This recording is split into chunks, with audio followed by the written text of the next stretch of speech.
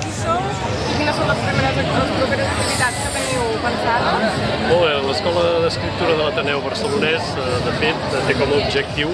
l'ensenyament de les arts i els oficis de la paraula. L'escola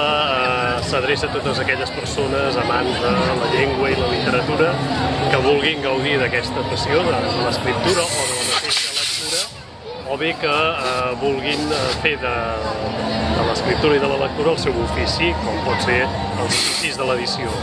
De fet, l'escola s'organitza en 5 branques, cursos d'escriptura, cursos de literatura i humanitats, una branca que és cursos de comunicació i narració oral, una altra branca que són els cursos d'oficis de l'edició i una branca que són les conferències que en diem el cicle amb veu pròpia, conferències col·loquis amb escriptors i escriptores de renom. Enguany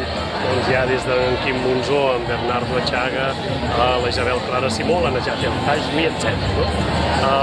De fet, l'escola inicia els cursos ara a partir del dia 13 d'octubre, per tant la matrícula és oberta i